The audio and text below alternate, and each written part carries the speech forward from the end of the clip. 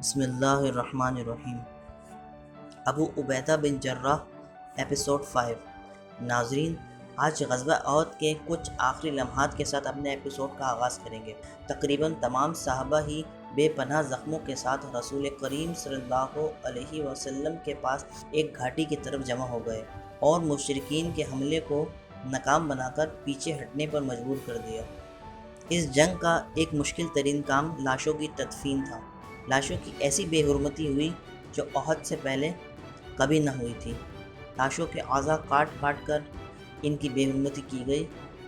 آپ صلی اللہ علیہ وسلم نے لاشوں کو جلد از جلد دفن کرایا اور ایک قبر میں دو تین شہداء کو دفن کیا، اور پھر مسلمانوں نے مدینے کی طرف رخ کیا اور لڑائی ایک نہایت ہی برے انجام کے ساتھ اختتام پذیر ہوئی، لیکن ہار اور جیت کا فیصلہ نہ ہوا۔ دیکھا جائے تو مسلمانوں کو اس جنگ میں شدید نقصان ہوا، کیونکہ 70 کے قریب صحابہ کرام شہید ہوئے۔ اب زخم بھرنے کا، تھوڑا سانس لینے کا وقت تھا، مگر آپ صلی اللہ علیہ وسلم مکہ کے مشرکین کی جلد بازی جانتے تھے۔ جلد ہی مدینے پر حملے پر پہنچیں گے۔ صحابہ کرام مدینے کے باہر پہرا دیتے اور رسول اکرم صلی اللہ علیہ وسلم خود بھی جنگی حکمت عملی میں مصروف رہے۔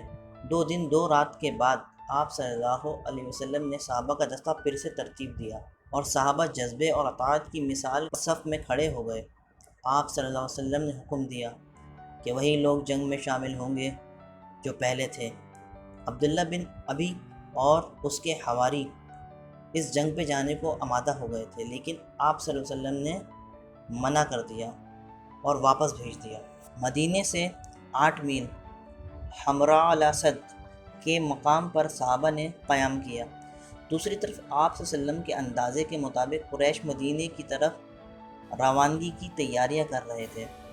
بنو ہاشم کا ایک حلیف معبد بن ابی معبد خزاعی، جس نے مسلمانوں کو حمراء الاسد کے مقام پر دیکھا تھا، ایک پروپیگنڈا کے تحت ابو سفیان کو بتایا کہ مسلمانوں کا لشکر عنقریب تم تک پہنچ جائے گا۔ میں نے اتنی بڑی جمعیت کبھی نہیں دیکھی۔ لگتا ہے مدینے کے تمام قبائل انتقام کے لیے نکل پڑے ہیں، لہٰذا فوراً مکے نکل پڑو، بہتر ہوگا۔ بس پھر کفار نے مکہ کا رخ کیا اور بغیر رکے سیدھا مکہ پہنچ گئے۔ مسلمانوں نے مشرکین کو مکہ بھاگتے دیکھا تو وہ بھی مدینے واپس آ گئے۔ اسے غزوہ حمراء الاسد بھی کہتے ہیں۔ دراصل یہ غزوہ احد کا ہی ایک جز تھا۔ غزوہ احد کی ناکامی نے مسلمانوں کی ساکھ پر بہت برا اثر چھوڑا اور یہود اور منافقین سرگرم ہو گئے۔ اس دوران حضرت ابو عبیدہ اپنا زیادہ تر وقت جنگی مشقوں میں گزارتے اور جنگی حکمت عملی پر غور و فکر کرتے رہتے۔ سن 4 ہجری بمطابق اگست 625 حضور اکرم صلی اللہ علیہ وسلم قبیلہ بنو نذیر، جو کہ ایک یہودی قبیلہ تھا، وہاں تشریف لے گئے۔ انہوں نے آپ صلی اللہ علیہ وآلہ وسلم کے قتل کا منصوبہ بنایا ہوا تھا۔ اللہ نے آپ کو یہودیوں کے ارادے سے باخبر کر دیا اور آپ صلی اللہ علیہ وسلم ان کے ارادوں سے باخبر ہو کر واپس آ گئے اور بنو نذیر کی طرف اپنا قاصد بھیجا۔ عبداللہ بن ابی بھی ان یہودی قبیلوں کے ساتھ ملا ہوا تھا اور مشورہ دیا کہ ڈٹ جاؤ، تمام قبیلے تمہارے ساتھ ہیں۔ تو بنو نذیر نے بدتمیزی شروع کر دی اور کہا کر لو جو کرنا ہے۔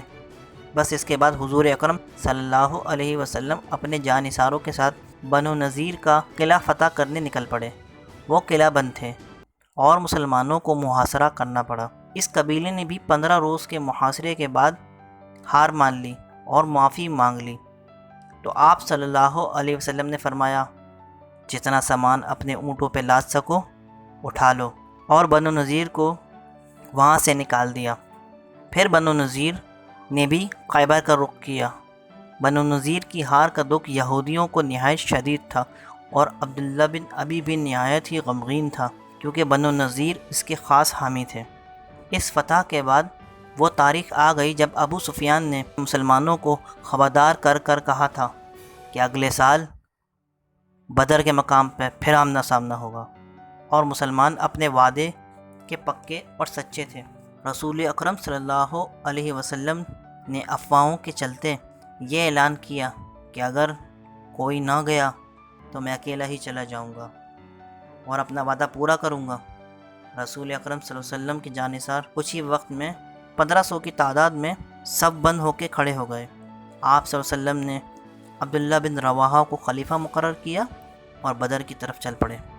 دوسری طرف ابو سفیان بھی 2000 کا لشکر لے کر نکلا، لیکن نہایت ہی بد دلی کے ساتھ، کیونکہ مکہ میں خشک سالی تھی اور جنگ سے جان چھڑانا چاہتا تھا اور کھانے پینے کو بھی کچھ نہ تھا، صرف ستو ساتھ لے آئے تھے۔ کفار کو مسلمانوں کی تعداد کا علم ہوا اور ہتھیار بھی زیادہ ہیں، تو ان کے حواس اڑ گئے اور واپس جانے میں بہتری سمجھی کہ ہم خشک سالی میں جنگ نہیں کر سکتے، اور واپسی کا راستہ لیا، جس پر انہیں شدید طعنے سننے پڑے اور عورتوں نے بھی ان کو آڑے ہاتھوں لیا۔ مجاہدین اسلام اپنے سالار سرور کونین صلی اللہ علیہ وسلم کے ہمراہ دشمن کا انتظار کرنے لگے، اور اس یقین کے بعد کہ اب دشمن نہیں آئے گا واپس مدینے آ گئے۔ یہ جنگ بغیر کسی جنگ کے مسلمان جیت گئے، اور یہ بدر صغریٰ یا بدر ثانی یا چھوٹی بدر کے نام سے بھی مشہور ہے۔ بس ناظرین، آج کے لیے اتنا ہی۔ اگر آپ نے اب تک ہمارا چینل سبسکرائب نہیں کیا تو کر لیں، تاکہ آپ تک معلوماتی ویڈیوز پہنچتی رہیں۔ انشاءاللہ پھر حاضر ہوں گے حضرت ابو عبیدہ کے کچھ اور کارناموں کے ساتھ۔ تب تک کے لیے اللہ نگہبان۔